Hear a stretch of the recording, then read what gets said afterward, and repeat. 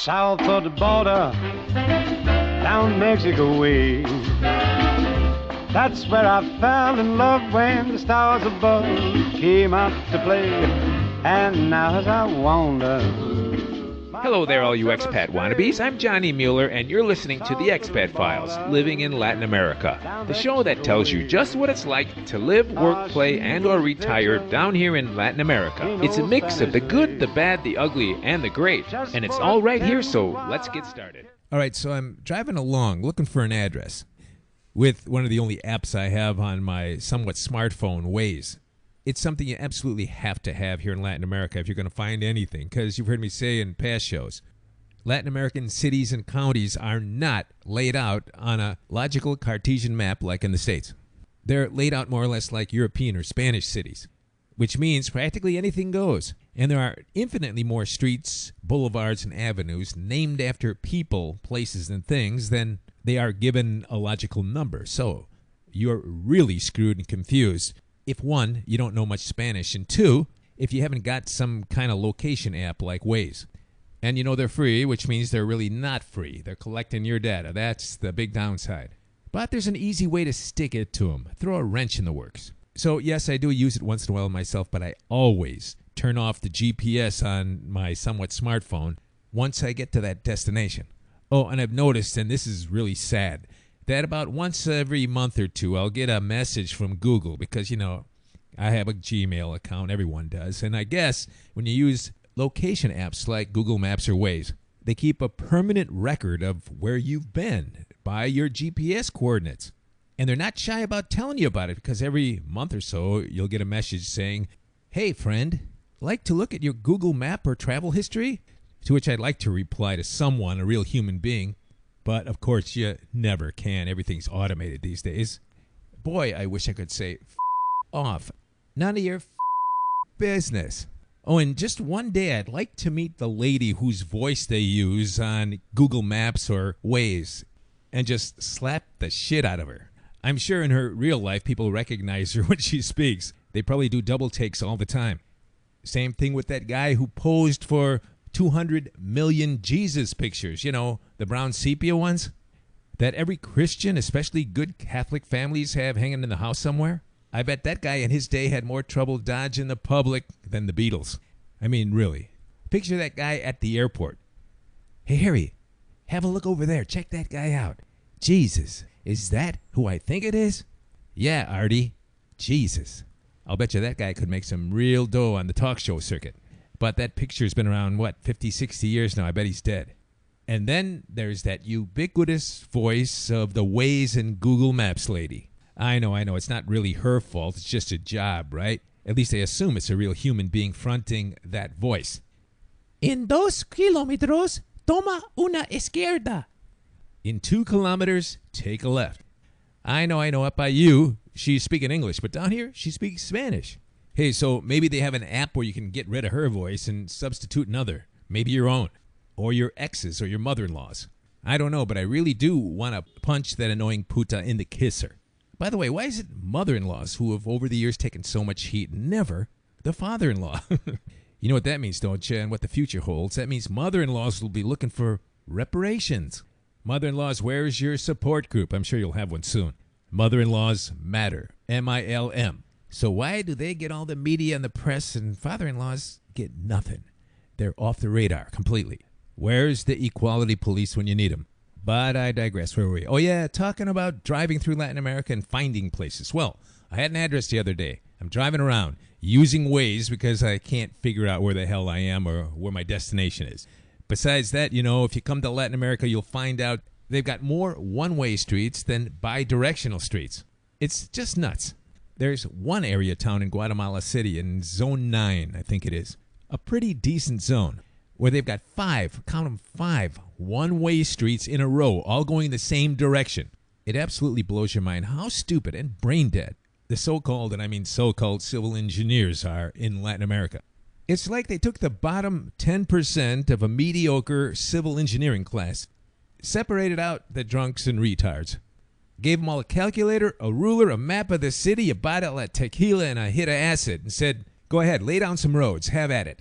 I'm not kidding. In most Latin cities, it's absolute murder to find a place without the help of a program like Google Maps or Waze. In fact, I can tell you of a number of examples where I myself got lost for sometimes hours looking for a place that I had passed within spitting distance of, but because of all the crazy-ass jumble of names and one-way streets, not to mention my bad Spanish in the early days, well, it was enough to drive you nuts. Oh, and don't think you'll get much help going to a place that you think might matter, like a gas station, asking one of the attendants where so-and-so location is. Well, they'll tell you where it is all right, or at least point you in the general direction, but they only do that to be nice. Usually the guys working there have no idea, because they're not from that hood. They're coming to work by subway or chicken bus from a far-off district, and they do know about the neighborhood they live in, but that could be 10 or 20 miles away. But even if you're asking about someplace that's in the immediate vicinity of the gas station, chances are they won't know exactly where it is either, but they'll take a shot at it, just so you walk away happy. They want to help. Only rarely will a Latino admit he doesn't know. You won't hear, "No sé, señor." Instead, they'll think on it a while and give you their best guess, even if it's wrong. I'll tell you, before 5 or so years ago, before the age of Waze and Google Maps, trying to estimate your time of arrival to a particular destination was a total crapshoot. Oftentimes, a 15-minute projected ride would end up taking an hour and a half. That was common. And then there's those crazy street names. And the fact that half the streets or more aren't even marked. Why? Because it costs money to put up signage in Latin America. Well, you know, they don't call it the third world for nothing, right? But somehow Waze and Google Maps have managed to put it all together. And although I absolutely hate Google, that's probably the one thing that's really benefited society, at least society here in the third world, that do deliveries as part of their business. By the way, just a couple of weeks ago, I had that very same conversation with a UPS driver here.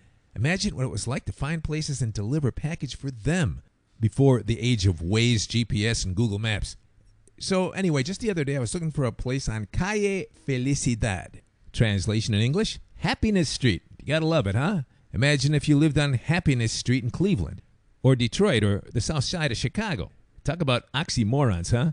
So anyway, I plug in Calle Felicidad, and I see on the Waze pop-down list, there's a Calle Felicidad, a Calle Felicidades, a Calle Felicito, and Calle de Felicitaciones. And although they all have the same root word, and they all were pretty far away from each other, think about trying to suss that out if your Spanish sucks. And though they all have the same root word, feliz, happy, they don't quite mean exactly the same thing. You've got Happy Street, Happiness Street, Congratulations Street. Yep, felicitaciones means congratulations. Well, you get the idea. And if you think there's only 3 or 4 ways to say happy or feliz in Spanish, man, are you wrong. In fact, there are 30 ways to conjugate or say the word happy using the word feliz as the root word. For example, you've got feliz, felicitaras, felicitaria, felicito, felicitan, felicitarias, felicitarian. Well, you get the picture. Confused yet? The point is, any one of those 30 ways to say happy in Spanish can end up being a name of a street in a big city in Latin America. Talk about confusion, huh? Worse yet, you've got hundreds, if not thousands of streets in any big Latin city named after angels and religious icons. Then there's a big percentage of streets named after malignant, psychopathic, genocidal dictators, too. And still, the only statues that activists have managed to drag down are statues of Colón or Columbus. I guess, in a way, that's a good thing. Now, I guess the anti-Columbus crowd can go home and eat their Thanksgiving dinner in peace. Oh, and yesterday I got an email from a vegan who signed off by saying, "Happy Turkey Holocaust Remembrance Day, Johnny." Isn't that sweet?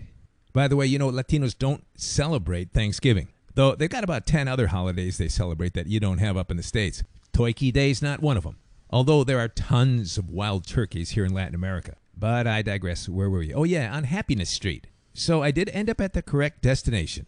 And the street, well, or at least the people hanging around, well, they were pretty happy, as is usual for most all of Latin America. You know, it still is amazing, and it baffles me how people who live in what we'd call dumps, just kind of surviving from day to day, people who, you know, really don't have a future, how in most cases they're just so polite and happy.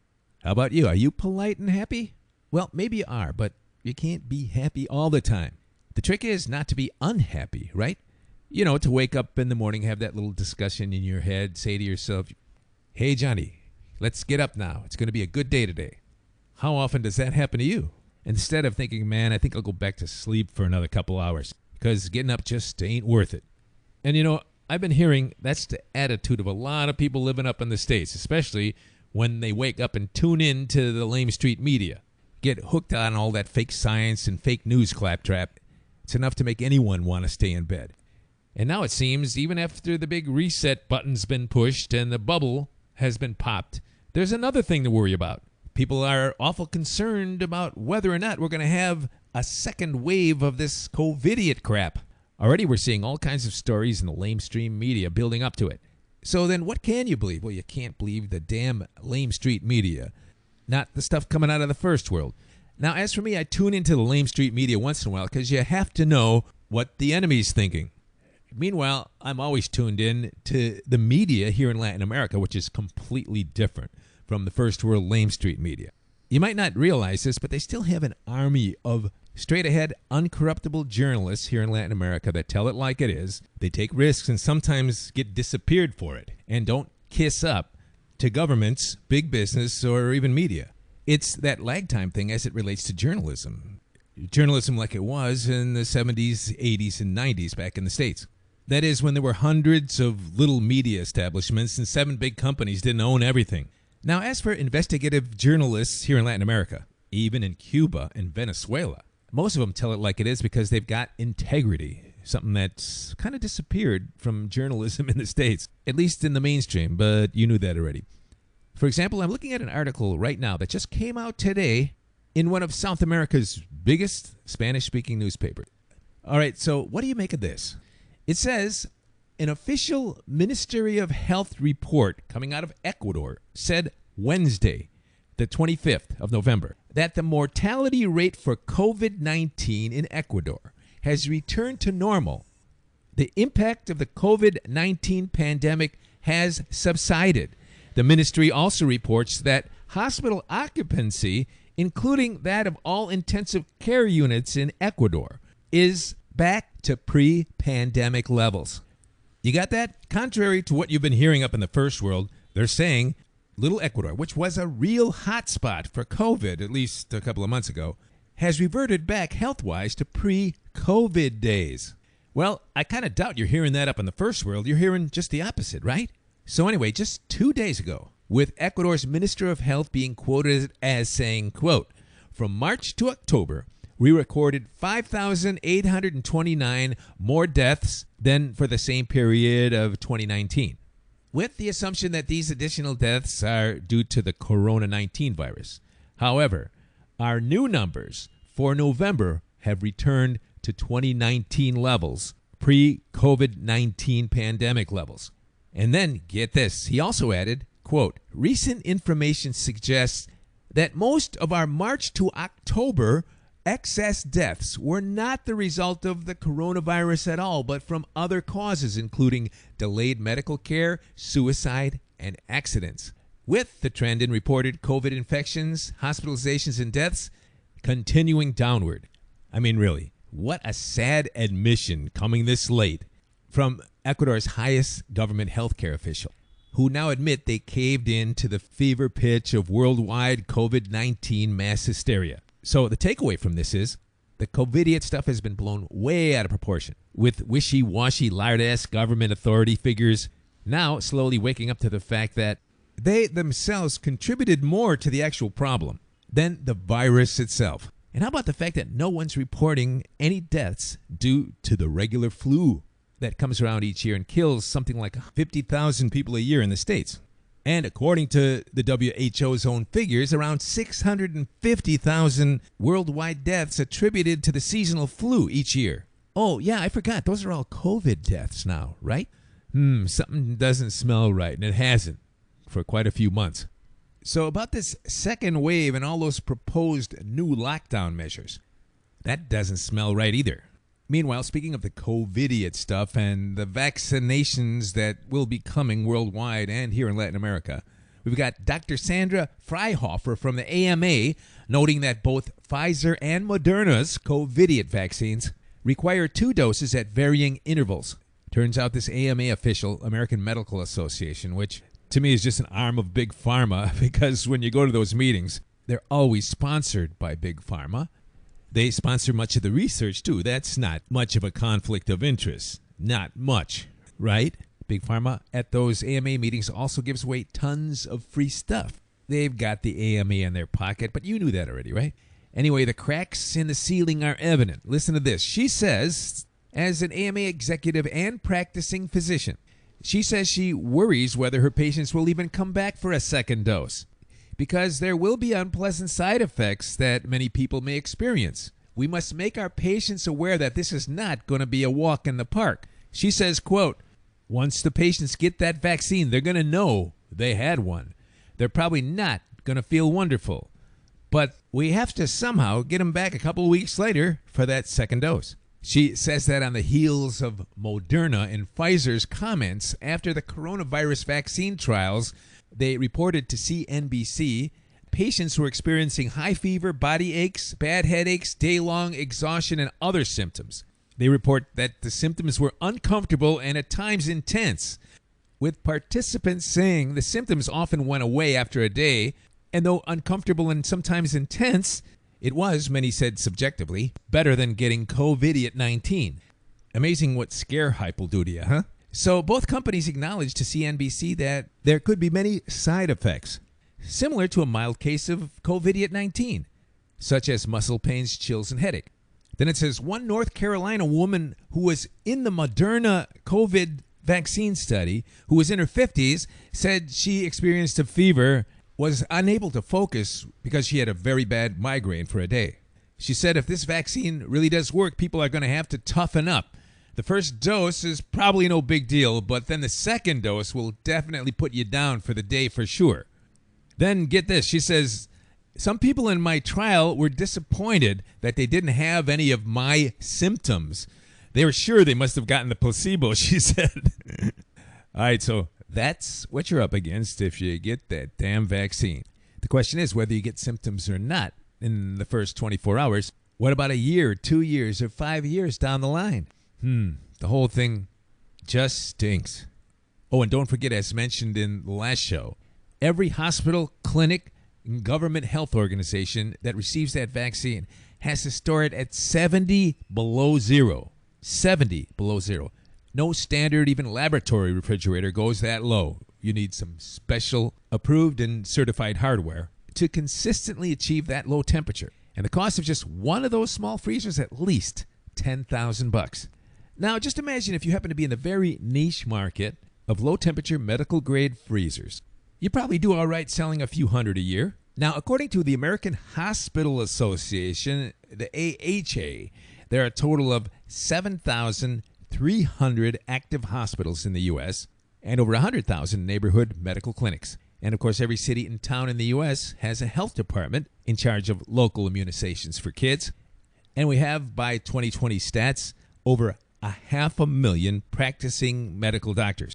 That's just in the U.S. So, looking at a market for these specialty freezers at $10,000 a crack of around 100,000 to 500,000 units needed just in the next few months. So let's do the numbers. Suppose on the low end, there's an order for 100,000 of these times $10,000 a piece, and I imagine even in quantity it'll be that much or more because you'll need pretty big ones to hold all those vaccines, not those small little countertop boxes you see in some labs. You're talking about minimally $1 billion worth of freezers.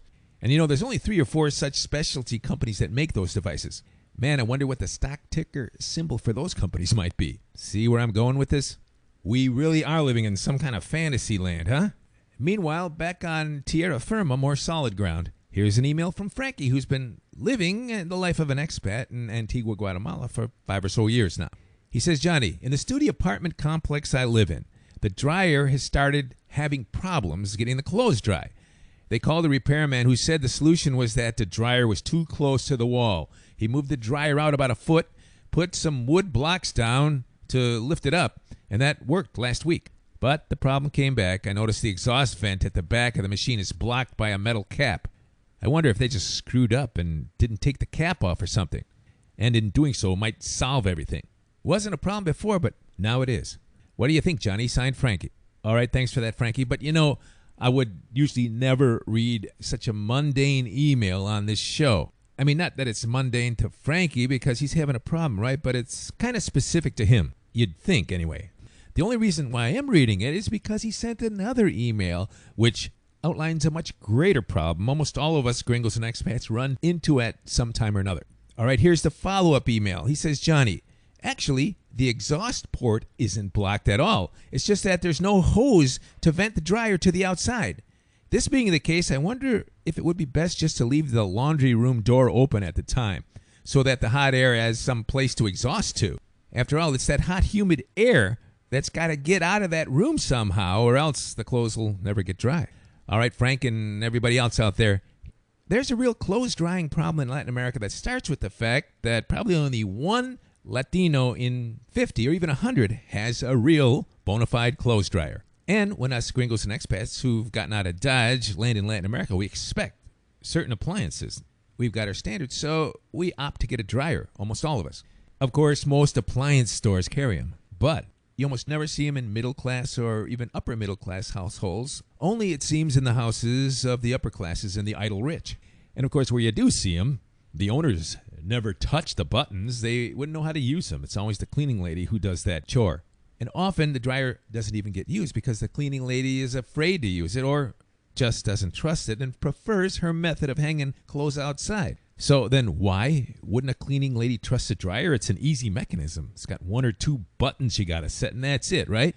For the same reason, Frankie wrote this email. Turns out because dryers are so scarce, Latin Americans have no idea that you have to have an exhaust port going to the outside of your building somehow, or the room your dryer's sitting in will always be terribly humid and the clothes will take ages to dry. And believe me, it's not enough to leave a door or window open either. Though that might help a bit. Remember, over time there's a ton of lint blowing out of that dryer hose too, and that's going to collect and settle everywhere. In fact, the last apartment I moved into was in a residential tower, rather new and on the high end, had its own gym, jacuzzi, and pool on the top floor. Rather nice, and each person's laundry room had a hookup for a dryer, but most people didn't hook one up. Besides that, the contractor, never put a hole in the wall for the vent. And being that it's a residential tower, there are condominium rules, and the rules say you can't hang your laundry out on the railing outside the balconies. No clothes can be seen from the street, which often made me wonder, where do people who don't have dryers dry their clothes? Though again, I've been in many a Latin home, even homes in high-rise residential towers, and I've seen clothes hung every which way in every room. So then why don't people buy them and use them? They're not that expensive. Well, the problem is exactly the same one Frank has. I've been in homes of Latinos who've had dryers, and not one of them has ever had the exhaust hose hooked up right. As in my last apartment, they had a flexible hose. It just drooped like a slinky onto the floor, and that's where all the exhaust air and dust and mota, as they call lint, ended up. And man, I'll tell you, when the dryer was going and you walked into that room, it was like a sauna. So I did what any gringo would do. I was renting, so I couldn't very well punch a hole in the wall, like you should, to vent the exhaust to the outside. Instead, I bought a flexible aluminum tube extension. You know, it looked like a big slinky. And I put a couple of hooks in the wall, hung a couple of nylon straps to fasten it, and ran that hose to the nearest window, which was about 15 feet away. Quite a distance, but it still worked. I opened the window just enough so that the tube would drop outside, and voila, problem solved. And though it was a kind of a duct tape, chicken wire, white trash way of fixing things, in other words, it looked terrible, it did the job. So then what should you get out of this rant? Well, when you get down to Latin America and get your dryer, because you're going to get one, I guarantee it, make sure you can direct that exhaust vent outside somehow. Now, if you own the place, you'll want to bust a hole in the nearest outside wall. Buy one of those dryer vent attachment cowls with a flap on it that fits into the hole you've punched. And, of course, it's got a flap on it so birds and animals don't come into your house. And, of course, they're pitched to keep the rain out. And they only cost maybe $5 or $10 at a local hardware store. Oh, and since dryers are scarce, you might not find one in a local hardware store, but you can buy one on Amazon for $10. And because they're aluminum, they're light, weigh only about a pound or two, so your shipping's not going to be any more than $10 either. Oh, and once again, every building that's worth its salt here in Latin America is made out of concrete, glass, and rebar. So Unless you're a pretty handy do-it-yourselfer, you're probably better off calling someone like a maintenance guy, cement contractor, bricklayer, to punch that hole, put that exhaust tube in there, and finish it off so it looks halfway decent and not like a hack job. Of course, if you have the right tools and you're used to working with concrete and block, you can do it yourself. But, you know, busting up walls is a dirty job. A local maintenance guy or cement contractor would surely do it for around $20. But then again, when gringos and expats first get the hell out of Dodge and end up in Latin America, they don't end up buying, or it's not recommended, for at least 6 months to a year. So you're going to be renting. That means you'll probably end up buying an extension tube and running it out the closest window. If you don't, you'll end up with the same clothes and humidity problems as Frankie and every other expat who lands here, rents a place, and has a dryer. All right, now I've got reason 2,674 why I'm so glad I got the hell out of Dodge. Listen to this. Just yesterday, I ordered something from Amazon. Since the Black Friday sales are on and there's some fantastic deals, I bought a bass guitar amplifier. I lost my old steady amplifier friend in my last move, and now I'm getting a new one. So far, so good. I went to the Amazon site, about to place the order, and suddenly a pop-up window. Big yellow warning sign. It says, "Warning. This purchase may cause cancer and reproductive harm." And then it's got a website that you're supposed to click on. And when I get there, it says, "Welcome to the California Proposition 65 Product Warning website." Then it goes on to say, this particular amplifier contains chemicals deemed to be health risks, like toluene, flame retardants, formaldehyde glues, petroleum products, wood dust, styrene, and benzene compounds. So I'm thinking that's all well and good, but you know what? I'm not, in the near future anyway, planning on eating, licking, or having intimate contact with my new bass amp. Though I do want to thank the useless team of parasitic California blood clots who call themselves scientists out there with the crucial job of warning people not to consume their bass amps. Though I can see in some people's minds those were taxpayer dollars well spent. My hat's off to all you guys and gals who found such totally useless work. Oh, and not to worry, my Panama hat made in Ecuador is not made out of any petroleum product. And though I do say sometimes I'll eat my hat as a figure of speech, I wouldn't want to put my reproductive system or huevos at risk. So again, thanks for the warning, you useless dickheads. And of course, I mean that in the most kind and Christian way. You've been listening to the Expat Files, living in Latin America. If you need some help with your own plan B, we can schedule a one-on-one phone or Skype consult. Just send me an email, theexpatfiles@gmail.com. And if you want to get on the waiting list for my next week-long Expat Insider Seminar in Central America, where you're guaranteed to get a 2 to 5 year head start on your plan B, send me an email, theexpatfiles@gmail.com. Nos vemos.